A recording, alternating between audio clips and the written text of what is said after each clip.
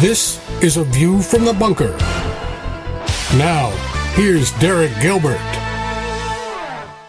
No, Virginia, there is no such thing as a fake Israel. Welcome to A View from the Bunker. I'm Derek Gilbert. That'll just be one of the things we discuss. We also want to talk about a wonderful gathering coming to Western Ohio, Eastern Indiana, the suburbs of Dayton in late July, the Go Therefore Conference at the Harvest Revival Center in Brookline, Ohio.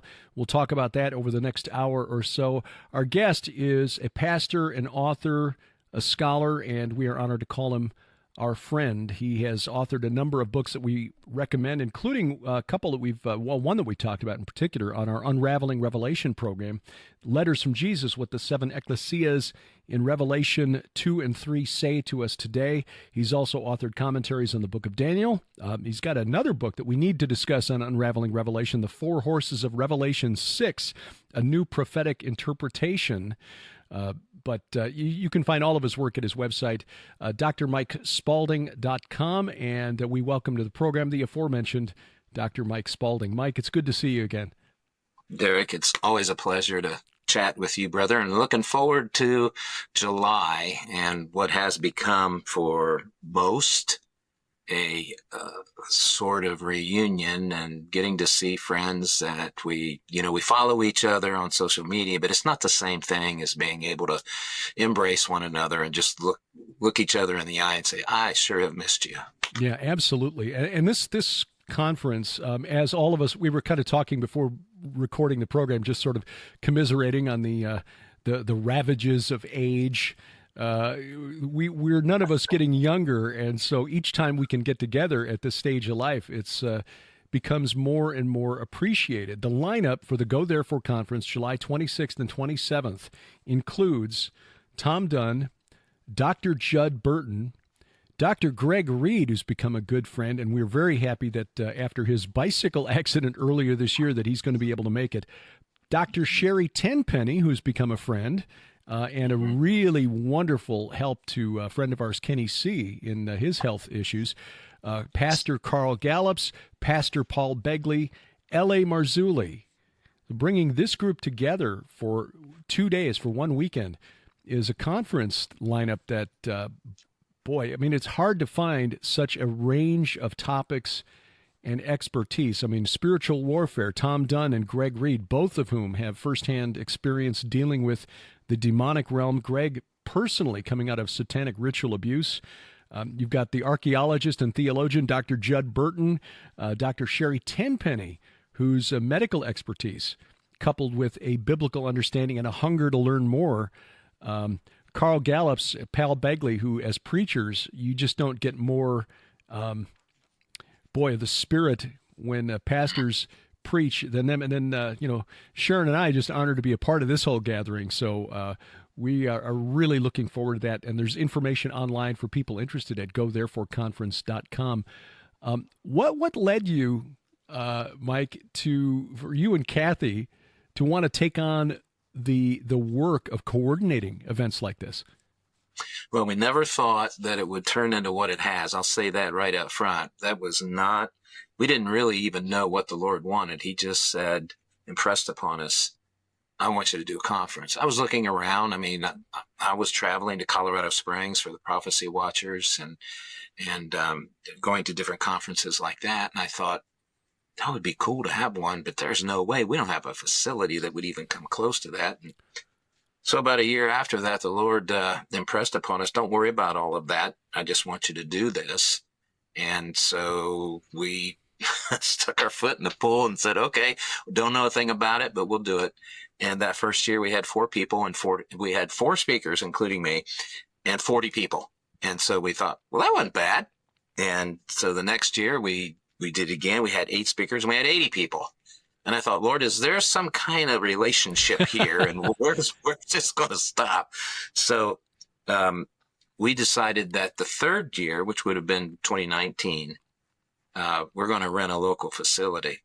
And it's a good thing we did, because we had 20 or 21 speakers, and we had about 300 people. And that just shocked us. We just couldn't believe it. And by the way, Derek, I do want to also mention that Joe Horn is speaking. Oh, yeah, I left Joe Horn off the list. Yeah, we were glad we were able to blast him out of his comfort zone. It's like, Joe, you really should do this. So, yes, Joe Horn, the host of Skywatch TV, will be there speaking as well. And boy, he's really going through a season this year. He's talked about that recently on Skywatch TV with Whispering Ponies Ranch and some of the obstacles, which are clearly coming from a spiritual direction aimed at getting in the way of the ministering that they're doing to children in foster care who really need it because they're at such heightened risk of all sorts of bad outcomes in their lives. So, this is something that the enemy, the principalities and powers, are taking aim at. So, Joe, I don't know if he's going to speak on that, but he certainly has a lot to talk about. He's going to mention Whispering Ponies, but the project that he's been working on and has now brought to, well, it's almost complete. He's going to introduce it at the conference. And I told him, you take as much time as you need to go through this subject matter. And he said, well, how should I, how blunt should I be? And I said, you be as blunt as the documentary that you've produced is. Right. And this is the documentary they've been working on for more than a year now called Rescue Us. Yes.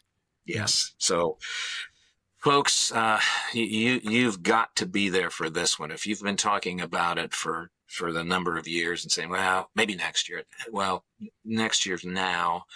You don't want to miss any of these speakers. Somebody asked me, Derek, the other day, well, because they've never been to a Go Therefore conference. And he said, well, is it like a prophecy conference? And I said, no, it's nothing like a prophecy conference. This is a conference to equip, encourage, motivate, to go do the ministry. And all of these folks, I'm so blessed to say, all of the speakers are friends. I've gotten to know them over the years and never imagined that the Lord would encourage them to say yes to an invitation to come to a conference in Ohio. But they have, and all of these folks are dear friends. They're experts in their fields, and they're going to present information that's going to make the Bible come alive. That's part of the issue for the modern American church is it's become a ho-hum kind of rote ritual thing that, well, it's Sunday, so we go to church, and then we get back to our lives for the other 6.5 days. And it grieves me to say that, Derek, but it's true. So each of these speakers are just wonderful, wonderful people. And scholars and experts in their own standing and right. So we're blessed to have them all in one place for July 26th and 27th, and they can register to secure their seat at gothereforeconference.com, gothereforeconference.com. And I will point out that the facility, the Harvest Revival Center in Brookline, which is suburban Dayton, Pastor Neil Peterson's church, is a wonderful facility for something like this because he's got it set. I mean, it's comfortable seating for one thing, unlike, say, a hotel setting where you get the folding chairs. Maybe they've got padding, but here you've got some very comfortable seating for the event. And I've got to say, the audio-visual setup for Neil's church is wonderful. I mean, last year when I will talk to the AV guys this year and say, okay, I promise I'm not going to overrun my time like I did last year. But I was showing some wonderful drone footage from our friend Aaron Litkin about some of the megalithic sites on the Golan Heights and in the Hula Valley, which we believe is the Valley of the Shadow of Death. And that big screen at the front, just like, wow, okay, this is what presentations are built for. This is why I have Keynote on my computer. Look, I can point out right here, walk right up to the screen. This is where John was baptizing. And so that was fantastic. So it's a great place to see a conference because those screens, those slides in the presentation, even if there's a lot of text on the slide, you'll be able to see it at this one, at this conference. That's right. And God bless Neil and the team at his church for the work that they put into making this a success. Oh, they look forward to this every year, Derek. I was very taken back initially because we've never had that kind of support, willing, anxious, eager support, and it it surprised me, honestly, and it's just increased over these last. This will be the fourth year there now, and they have become great friends. Neil and the staff and the fellowship there, they all pitch in to make this weekend, this Friday and this Saturday, what it has become. And I can't think of Go Therefore without thinking of Harvest Revival Center. And folks, that's in Brookville, Ohio. Brookville, not Brookline. Yes, sorry. Brookville. That's about 20 minutes west of Dayton. So very close. I did that last year, kept saying Brookline instead of Brookville, so forgive me for confusing things once again. Brookline is in a totally different state, so Brookville, Ohio. Suburban Dayton, just remember suburban Dayton, and you'll get there. One of the topics that I want to cover, and I really look forward, by the way, to see what Judd is going to bring. He did a presentation recently, just to give you an idea how out of the box his thinking is, but also the depth of his research. He did a presentation for Skywatch TV's recent virtual conference on the location of Babel, and postulating that maybe it wasn't in southeastern Iraq as most of us assumed. I believe that it was the ancient city of Eridu. I've written about that in several books. I know other archaeologists who agree, but I've also done a lot of study on a group of people who are much more important to biblical history and theological history than we realize. The Horites of the Bible, who were the Hurrians, who, according to archaeologists, came from the Ararat Plain, which is, Armenia below the mountains of Ararat. And their occult practices show up in the Bible in things like the medium of Endor, summoning spirits from the earth through a ritual pit. This is a very ancient practice. Well, Judd pointed out that there is a location in southern Turkey, or I guess they call it Turkey now. Anyway, Turkey, that is close to Göbekli Tepe, close to Haran, where Abraham came from, and close to the ancient city connected to the Hurrians, the oldest known city connected to this group of people, called Urkesh, which may be the Ur of the Chaldees, but that's another subject. Anyway, this location in southern Turkey is Shinar. It's just spelled with a C with the circumflex below it. C circumflex I-N-A-R. Like, how about that? Oh, well, now if you connect that to the biblical history and the movement of people south and west from Ararat after the ark came to rest, maybe that was the plain of Shinar and this ancient city of Urkesh, where their chief god, who I identify in my last book as Molech, Saturn, Shemayaza, Abaddon, Apollyon, same entity by different names. Boy, that kind of... Anyway, Judd, that was his presentation for Skywatch TV, that it was in Turkey. It was not in where we think of Sumer. Sumer is not Shinar. Shinar is Shinar in Turkey. Like, oh, wow. So maybe Judd will be bringing something like that to this conference. So if you find the intersection of ancient archaeology and biblical history fascinating, you'll want to see that. And for people who can't travel, Mike, I understand that I see my green screen is being moved by Grace the Wonder Dog here. So if the backdrop that you're seeing in the screen suddenly seems warped, it's because Grace is trying to get out. Hi, Grace. Hey, Grace. Okay. All right. I probably shouldn't talk to him. No, that's fine. She can't hear you. Thank you, Grace. Come over here. All right. Anyway, Judd's presentation, if you can't make it there, Judd, L.A. Marzulli, Carl Gallups, and so forth, people who can't make it to Ohio for the conference, I understand that streaming video is an option? Yes, we will have live stream. And as packed as it was last year, Derek, we actually had more people live streaming. And that was mind-blowing because you were there. You saw that auditorium was packed, and even more watching online. So that is available when you register.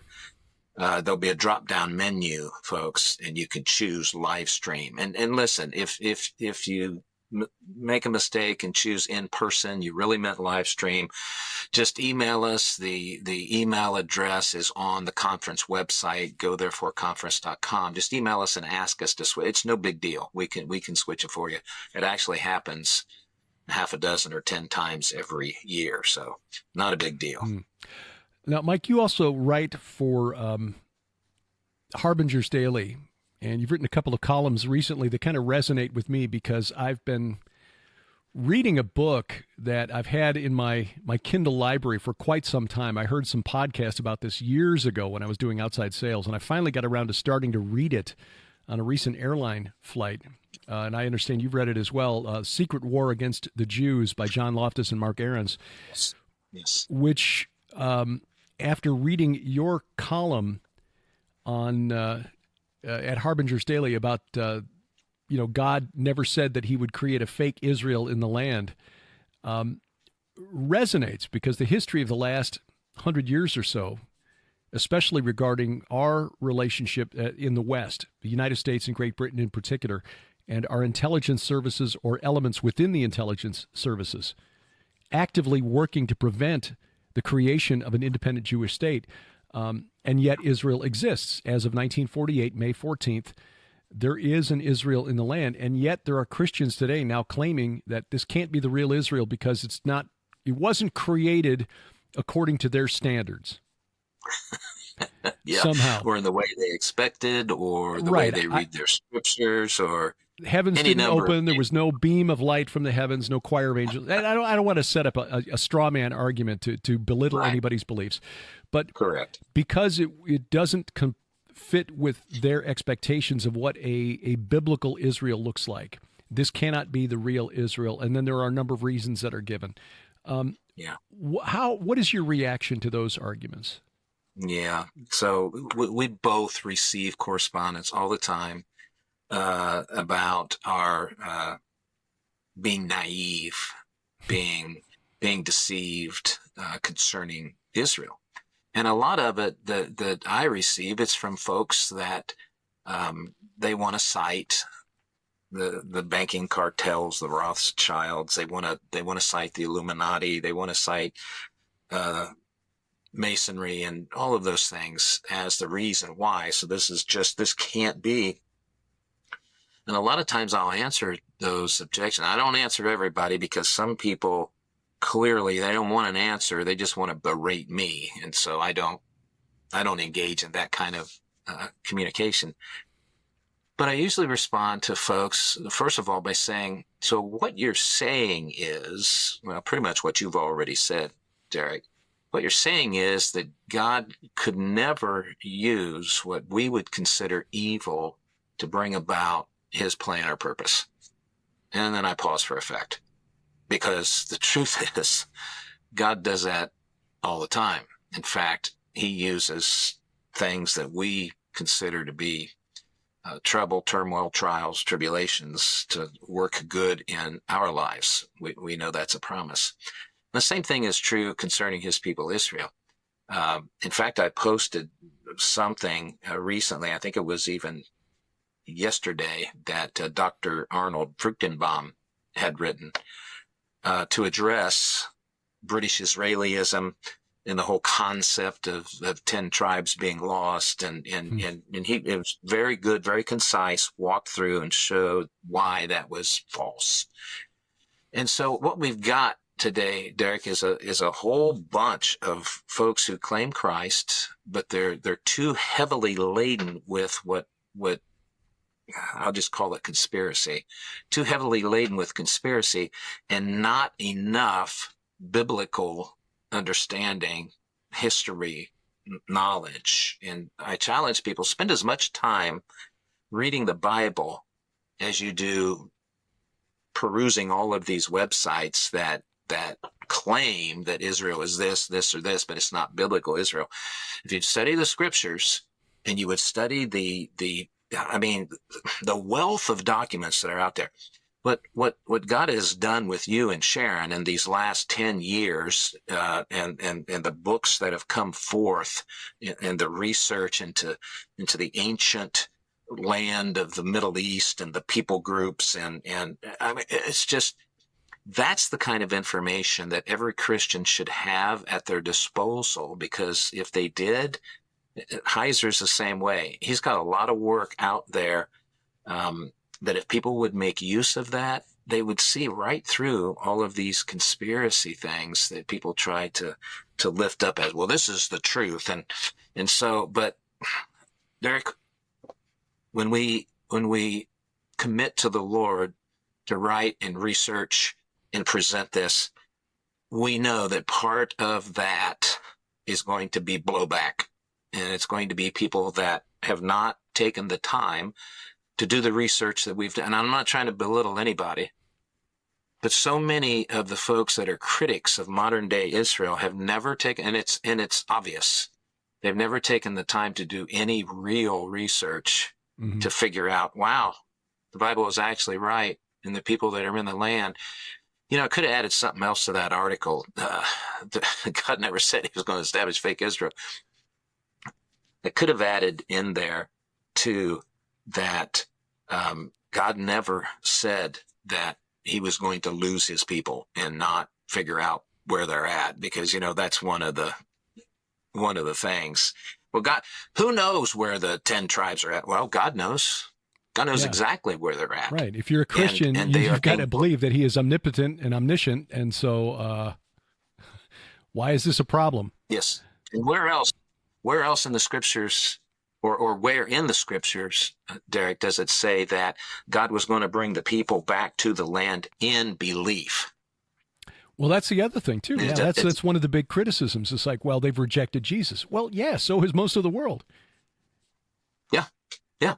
But the biblical story, the biblical narrative, is that the day is coming when, as Paul said in Romans 9, all Israel will be saved. Now, people try to conflate that and it's like, no, that comes at the end of the tribulation, right? Zechariah 12, when they look on him whom they have mourned and they weep. And so that's the all Israel Paul was talking about, that they will come to faith in Messiah. I don't know why that's so hard to understand, Derek. I think a lot of people who espouse this view are looking for reasons to justify their preconceptions about Israel and about the Jews. And we in the West have been soaking in a corporate media environment. I like that term better than mainstream media, because some of the mainstream media includes things like Fox News, and I roll them into the corporate media narrative as sort of controlled opposition. The corporate media narrative for decades has been that Israel is often the aggressor, and that because. And I think it resonates here in the West because we have so desupernaturalized the Bible that we find it difficult to accept that there are people, and I'm referring now to violent Muslims, which is not radical Islam. Violent Islam is mainstream according to the teachings of Muhammad. That there are those who take their faith so seriously that they are willing to do things like Hamas did on October 7th. In order to serve their God.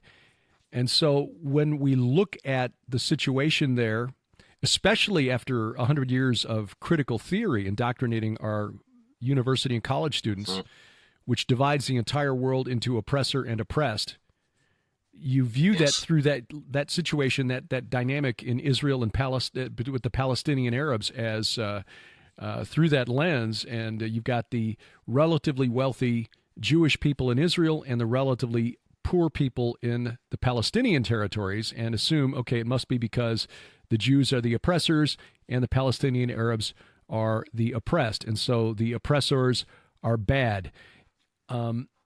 Okay, but you've got a 1,400-year history of Islam that suggests that they really do want to kill you and take your land. And so the students who are chanting "Free, Free Palestine" don't recognize the irony in their statement, because the last thing Hamas or Islamic Jihad or the Islamic State want, or Al-Qaeda, they don't want a free Palestine. They want a Palestine ruled by an iron-fisted theocracy subject to Sharia law.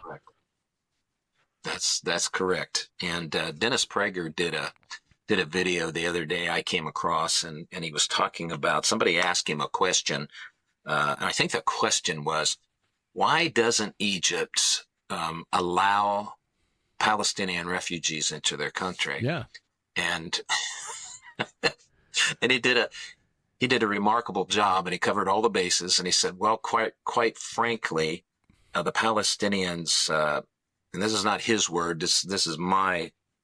He said they're a rather unsavory people. So he's being very kind, very polite, and he said, here it is. It's not only the Egyptians, but the Jordanians. Nobody wants the Palestinian people, and this is why, because wherever they go, death follows. They are a violent people by nature, and no nation will accept them in and try to repopulate them. And that was the short version of what he said. He was much more eloquent than that.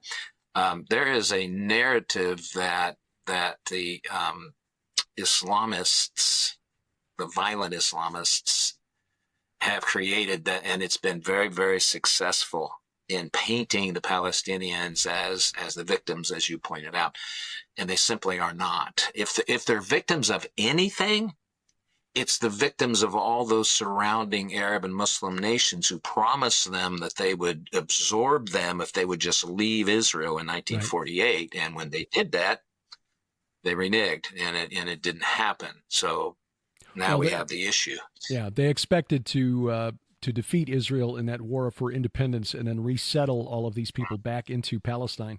And of course, when you look at history, and this will be the subject of my presentation. I wasn't going to do this. I was going to talk about some of our research into Israel and the nature of the conflict. I may include some of that in my presentation, but basically it's going to be on how the modern state of Israel actually came to be, despite the opposition of very powerful influences, people in the West, in Great Britain and the United States, bankers, oil men, the intelligence services working on their behalf. I mean, it is really remarkable when you see what had to happen for Israel to come to be. There are those who believe that Israel is the result of Jewish terrorism in the 1920s and 1930s. And while it's true that there were groups like the Stern Gang and the Irgun that were committing acts of terrorism beginning around 1937, this was after 15 years of Arab atrocities against Jewish settlers who had moved to the land based on the promises made in writing to the World Zionist Congress, beginning with the Balfour Declaration in 1917, which was not done in a vacuum because this was during World War I. The Brits could not just unilaterally say, okay, after the Ottoman Empire is defeated, we're going to take some of its land and give it to this group of people without consulting our allies in the United States, France, and Italy, and Japan. But the French, the Italians, even the Vatican, the United States, first privately by Woodrow Wilson and later publicly. Later, Congress issued a declaration signed by President Warren Harding. The Japanese even signed in writing, yes, we agree that there should be an independent Jewish state in Palestine. That was confirmed at the San Remo Conference in 1920. It was in the League of Nations Charter in 1922. There was international consensus in the early 20s that this should happen, that the Arabs living under Ottoman Turkish rule for centuries, 400 years, would be given independent lands in Syria and in Iraq, not to mention their ancestral homeland in Arabia. These would be independent Arab states, but they weren't satisfied with that. They were also going to take that strip of land between the Jordan and the Mediterranean. What's not well known, by the way, is that the San Remo Conference originally promised Israel both the land west of the Jordan and the Transjordan, and that was later taken away by the British during the British Mandate. And still, the Zionists were happy with that, but the Arabs then declared war on them after they declared. And again, yes, there were terrorist acts committed by violent Zionists. They were disavowed by the leaders of the Zionist movement. In fact, after they declared independence, I just read that Ben-Gurion had his forces intercept a shipment of arms headed for the Irgun, the terrorist organization, and said, you guys stand down or we will fire on you to prevent this from continuing. And it actually turned into a firefight between the Irgun and what became the Israeli Defense Force. So bottom line here is that there was more international consensus for the creation of Israel than most people in the West realize.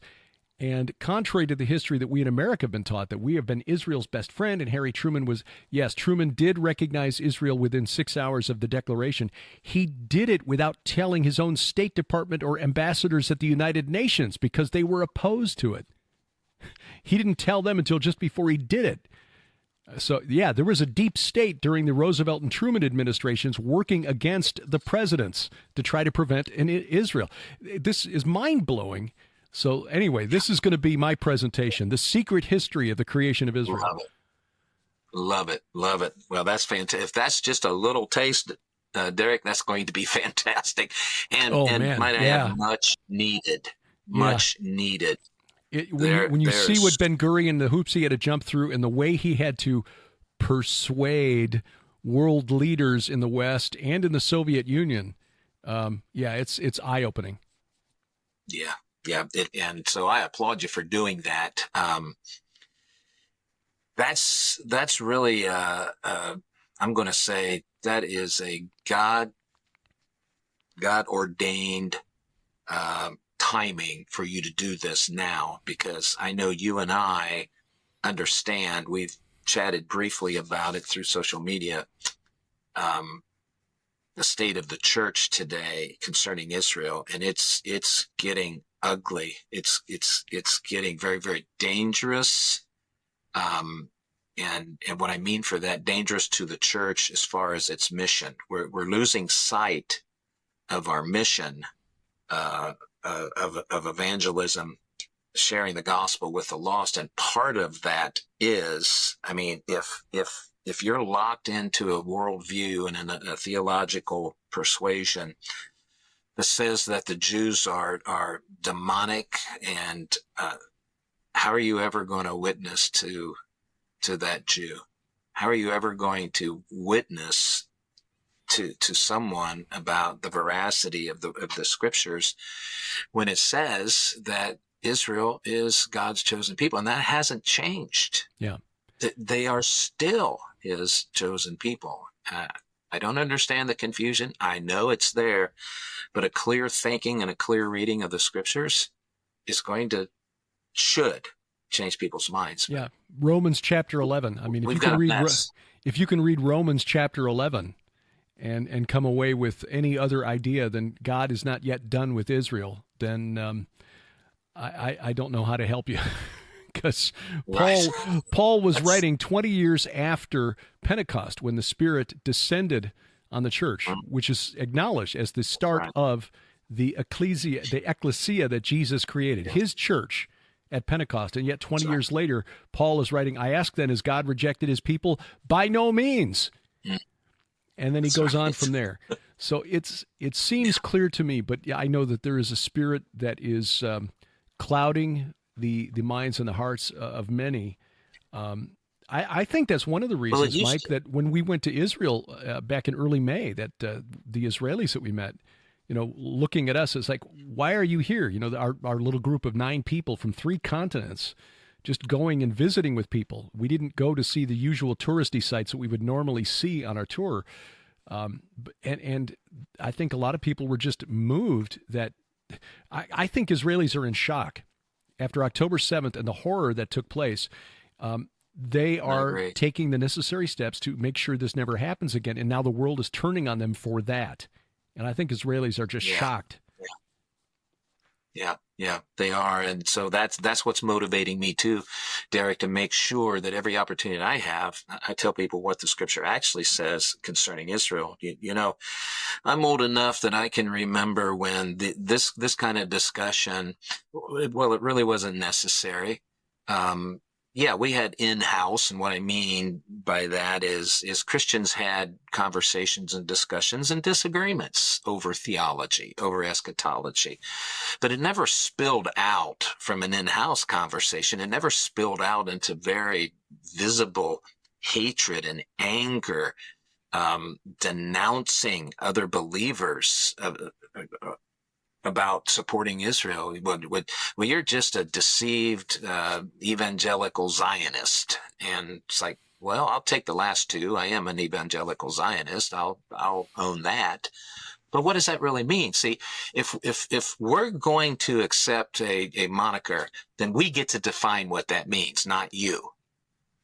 So I'm evangelical and I'm a Zionist. But what's wrong with being a Zionist? That simply means that you believe that Israel has a right to exist in her land in peace, not constantly being attacked. What's wrong with that? When we say the same thing about America or Canada or any other nation? Sure. Why is it only Israel that doesn't have a right to defend herself? So anyway, we could really go down that rabbit hole, Derek, but the point is made that we support Israel and her right to the land, to live in the land in peace. Yeah, amen to that. And that would be true even if we set aside the biblical reasons for supporting Israel, which I don't recommend, especially when you read verses like Psalm 132, beginning at verse 13. For the Lord has chosen Zion. He has desired it for his dwelling place. This is my resting place forever. Here I will dwell, for I have desired it. Okay.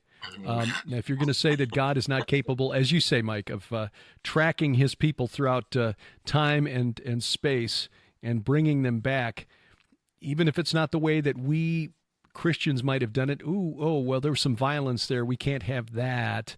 And some of the men who were involved in this didn't believe the way we believe.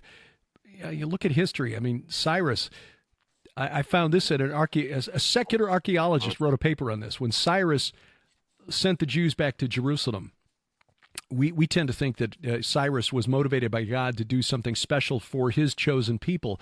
But in fact, what Cyrus was doing was in response to something that the last king of Babylon had done, Nabonidus. He thought that he could protect Babylon against the Medes and the Persians by bringing all of the idols representing the gods of Babylon into the city of Babylon. So, Ishtar came from Uruk, and, the moon god Sin came from Ur, and so on. And they brought all of them into Babylon to protect Babylon. Of course, it didn't work, but that left all of the cities of Mesopotamia, who were used to having a patron deity protecting their city, unprotected. Mm-hmm. Yes. And so Cyrus's decree didn't just apply to the Jews, it applied to all of these other gods. He sent all of the idols back. He was returning the gods to their cities, and in Cyrus's mind, he was just sending Yahweh back to Jerusalem. Now, that doesn't change the fact that God revealed that he would do it to Isaiah about 150 years before it happened. But what Cyrus thought he was doing, which was just a political move, it turned out to be God's plan, using a polytheist pagan king to do it. And so I don't think I'm qualified to tell God, sorry, your plan here doesn't live up to my standards. Yeah, you can't do it that way. Yeah. Right. Yeah. Well, absolutely. Mike, yes. Again, the conference coming up July 26th and 27th, quite a gathering. Again, I know there are people who would travel across the country just to hear L.A. Marzulli or Paul Begley or Carl Gallups speak, but to bring them together with the likes of Greg Reed, Judd Burton, Joe Horn, and like I said, Sharon and me, we're just Dr. Sherry Tenpenny. We're just honored to be a part of the whole gathering. So as a reminder, where do people go to get information and to register? Yeah, the conference website is gothereforeconference.com. You can go there. All the information is there. Hotel information, schedule. There's a schedule out now. So just in case you need to know what time to arrive on Friday, I'll just say it. We're going to kick it off about 1 o'clock on Friday, the 26th. And then it'll go to whenever it's done. That's typically around 9 o'clock that evening. And then Saturday morning, we'll start again at 9. And we're looking at wrapping up around 8 or so that evening. So there's still time if you're local. You can travel home that night. That's what I typically do because of course, I teach on Sundays. So, yeah. No, Pastor Neil Peterson has graciously invited Sharon and me to stick around on Sunday morning. So we'll be preaching on Sunday morning. And I think what we'll do is share what we saw, some of the video and images that we captured during our tour of Israel back in early May. Because again, we visited sites attacked on October 7th. So if you're coming for the conference and you want to stick around on Sunday morning for church at the Harvest Revival Center in Brookville, Ohio. Sharon and I will be there that morning, and then leaving after. I think we're coming back on Monday. Just because when you live close to a national airport instead of a hub like Dallas, you got to take what you can get with the airline schedules. But Yes. again, go thereforeconference.com, and if you can't be there in person, please sign up for the streaming video option because, as I said, as we get older, bringing together a group like this will become more and more difficult as we find it more and more difficult to travel. In the show notes below, whether you're watching or listening, I'll put links to Mike's website, drmikespalding.com. He is the pastor of Calvary Chapel in Lima, Ohio. Also links to Mike's recent articles at Harbinger's Daily on what is going on in Israel and how we as Christians process it. Mike, we look forward to seeing you in just a few weeks. Amen. Thank you very much, Derek. I'm always blessed and honored to join you. Check the notes below for the links to Dr. Mike Spalding's personal website, also the church, Lima Calvary Chapel in Lima, Ohio, and also his books at Amazon.com. Definitely need to get him back to talk about the prophetic interpretation of the four horsemen of the apocalypse. So we will be definitely talking with Mike. Maybe we can do that while we're in Ohio. Anyway, we'll talk more about that. Got the schedule, so you know when to watch if you're going to live stream the Go Therefore conference. Also, poor Taylor Swift. Yes, she is oppressed by the man, or rather, all men, apparently. Bless her pointy little head. That is straight ahead as A View from the Bunker continues.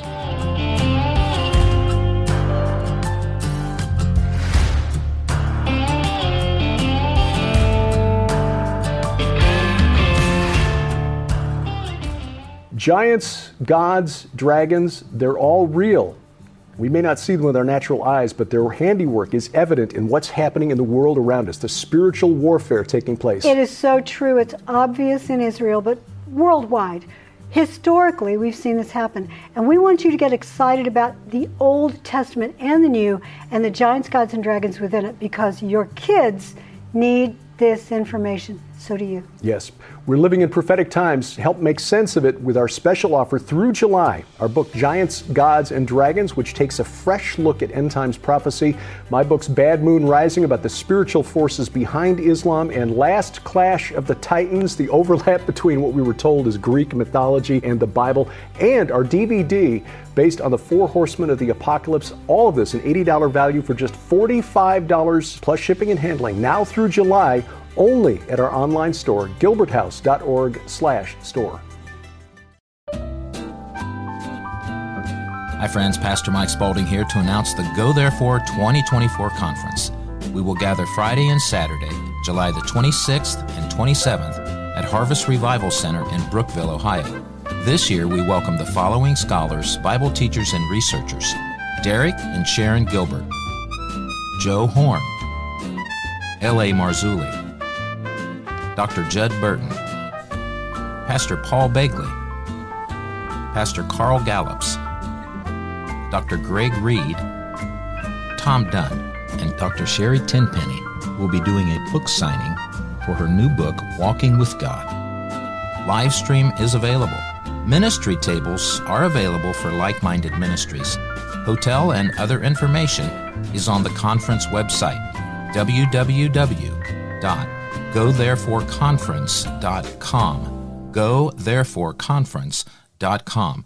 Looking forward to seeing you.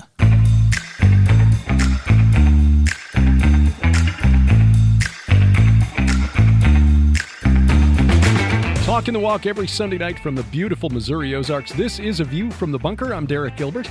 You'll find us online at VFTB.net. All the archives are there, but you'll also find us at gilberthouse.org. That's our main web hub, gilberthouse.org.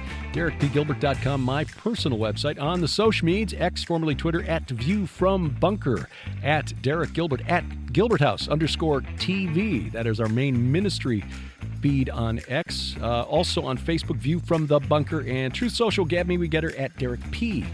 Gilbert. If you're watching on YouTube, youtube.com/@GilbertHouse. Thank you. Subscribe, click the button or the bell for notifications, and then share that with your friends. And then, please, download our free mobile app because that guarantees we never get canceled. At some point on this program, or perhaps at some point they'll go back into the archives, going back to 2009 on this program, and find something offensive and then cancel us. But if you've got our app, you are protected because we will not be canceled from our app. The company that develops the app, maintains it for us, hosts all of our content. They're not going to cancel us. So go to gilberthouse.org/app, gilberthouse.org/app, iOS, Android, Amazon Kindle Fire. We've also got Roku and Apple TV versions. You can find those as well at the website and keep up to date with us. The mobile app, some additional features like a community there, the messaging feature, Bible, audio Bible with multiple translations, calendar of our upcoming events, and more, all in the palm of your hand, iOS, Android, Amazon Kindle Fire. You'll find it at gilberthouse.org/app. Well, Taylor Swift, whose popularity I guess I'm just too old to appreciate. I was a top 40 radio disc jockey, music director, program director back in the day. We're going back, 35, 40 years now. But back in the day, I was actually deciding which records would be making it, which ones would not be. Places like Philadelphia, Little Rock, St. Louis, Missouri. But once I got out of the radio business back in the early 90s, around 92, 93, I forget now. Anyway, I decided that that was a lousy way to raise a family and no longer found listening to music radio all that interesting. My favorite style of music, really, besides 50s doo-wop, is a cappella, barbershop quartet. I've been a barbershop quartet singer for years, starting in high school. Member of the Barbershop Harmony Society since about 1978, I think. Off and on. Anyway, not something I actively pursue right now because I tend to overdo everything, which is useful when you're trying to research for a book, but not so much when you're doing things with 3 other guys instead of with your wife and best friend. So anyway, so Taylor Swift, she just eludes me. She strikes me, and if you're a Swiftie or your kids are Swifties, please don't take offense. We all have different tastes, different preferences. So this is not intended to criticize anybody who does like her. She strikes me as like the Stepford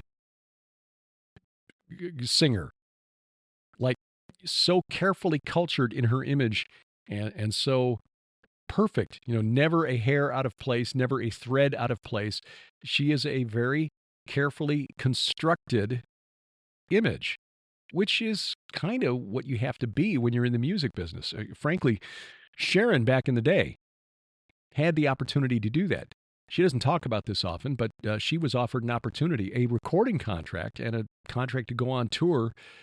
This was from Nashville, to go on tour as opening act for George Jones back in the day, when George Jones was at the top of the country music game. And she realized, just credit the Holy Spirit, these guys looking at me have dollar signs where the pupils in their eyes should be.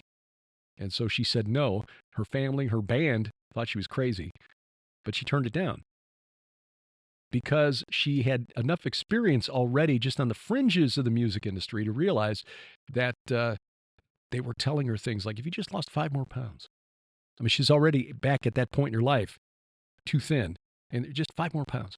And do this and do that. And basically, you are a construct. You are no longer your own person. Now, Taylor Swift has got enough clout at this point where she probably is able to make her own decisions and tell managers and publicists when she disagrees, which is what makes some of her statements at her recent concerts a little puzzling. For those of us who think critically and logically, so forth, she is, at least as of this recording, I think she's in the middle of her European tour, Dublin, Ireland, I think. Anyway, she is on video now having her tens of thousands of fans at a recent concert shouting along with a lyric in one of her songs from a few years ago, F the patriarchy. F the patriarchy. Now, again, this is a young lady who is a billionaire with private planes, at least one. I think she may have more than one. But anyway, a private jet of her own. She's got a hunky pro football star boyfriend who's willing to go up on stage and embarrass himself for her. I mean, is so the patriarchy that you're wanting to F, is that the one that's made you a billionaire, that same patriarchy? Because it seems like it's not really holding you down much. Again, the logical disconnect here is incomprehensible to me. I mean, this is also the same patriarchy that provides the burly young men who assemble, disassemble, haul, load, and drive the massive stage sets and sound gear, sound, lighting rigs, and so forth that she needs to go in front of tens of thousands of screaming fans and yell, F the patriarchy. Were it not for these burly young men and their toxic masculinity, there would be no stage show, and Taylor would be live streaming her songs from an empty room on Facebook or something, as many musicians are compelled to do who have not yet managed to overcome the patriarchy or something. Anyway, it's just doesn't really follow logically. I would also just encourage you, if you or your kids are fans of Taylor Swift, just pay close attention to the lyrics in her recent releases and the imagery in her videos, because she is not the wholesome young lady that she was portrayed to be when she was coming up. I hope it's worth it for her. Bless her pointy little head. Coming up, the next conference, as you just heard with our discussion, in our discussion with Dr. Mike Spalding, the Go Therefore Conference, Friday and Saturday, July 26th and 27th, the Harvest Revival Center in Brookville, Ohio, not Brookline. There is no Brookline, Ohio. Brookville, Ohio, outside Dayton. L.A. Marzulli, Pastor Paul Begley, Dr. Greg Reed, Pastor Carl Gallups, Dr. Judd Burton, Tom Dunn, Dr. Sherry Tenpenny, and Sharon and me. If you can't be there in person, streaming video is available. But if you can be there, if you're anywhere in eastern Indiana, western Ohio, you can make the trip to Dayton. Please take advantage of it, because, again, as I say, ain't none of us getting younger. And so these gatherings, we can bring together a group like this, thanks to Mike and Kathy Spalding saying yes to the Lord's leading, and Neil Peterson making his church's facility available to us. This will become more and more difficult as the years go on. So we are honored to be a part of it. We hope we see you there. More information and registration at gothereforeconference.com, gothereforeconference.com. The Pitchfork and Hoe Gathering, Valley City, North Dakota, the Eagles Club there. Also pretty neat facility for something like this. Small gathering last year because of the weather in October. This year they're holding it in early September 6th and 7th of 2024. I'll be speaking a couple of times there, and we will have more information for you as it becomes available. They do have a Facebook page. You can find it. Look for Pitchfork and Hoe Gathering. The whole weekend is essentially a gathering of people sharing best practices for small farmsteads, organic farming, things like that. And then this guy talking about the Bible. So again, Pitchfork and Hoe Gathering, first weekend in September. We are considering another solidarity mission to Israel.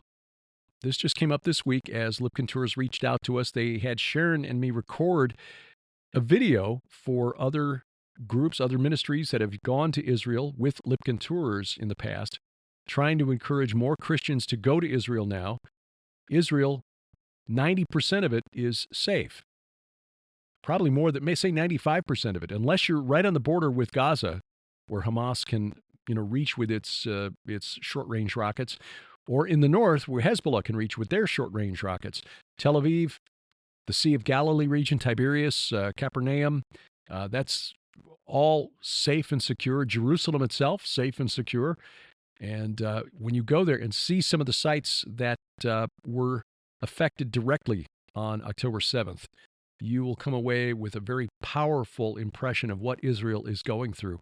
We also went to a place called Gush Etzion, the site of a massacre in 1948, Kfar Etzion, a kibbutz that was overrun by Arab militias and the Arab Legion, which is the army of Jordan, and about 120, some estimates as many as 150 Jewish settlers were massacred at the end of a battle. They had surrendered, put down their weapons, and then they were just slaughtered. It really connects what happened 75 years ago to what is happening now. And we encourage you to take advantage of it. Again, we're looking at the middle of November, maybe the 7th through the 14th of November. We will let you know in the next couple of weeks. But if you are interested, if this is something you think might be of interest to you, you want to find out more, you can go to our website, gilberthouse.org/travel. We'll post the latest there. Or you can just send us an email directly, info@gilberthouse.org, info@gilberthouse.org. And of course, our website, gilberthouse.org/travel, is where you'll find out the latest information about our tour of Israel next spring, God willing. Looks like things may heat up in the north, war with Hezbollah in Lebanon. We pray that is concluded and that things are peaceful by next spring, because many of the sites in our tour would be in the area that's been evacuated. Hezbollah has effectively created a no-go zone in the north of Israel, and some of the sites like Caesarea Philippi or Banyas, Grotto of Pan, the ruins of the city of Dan, basically in those areas that you just can't go to right now. Anyway, the latest information will always be at the website, gilberthouse.org/travel, March 25th through April 3rd of 2025, the Iron and Myth Tour of Israel with Dr. Judd Burton, Doug Van Dorn, and Timothy Alberino. So we hope and pray that we see you in the Holy Land. Thank you for taking time out of your schedule to watch or listen, wherever the case may be.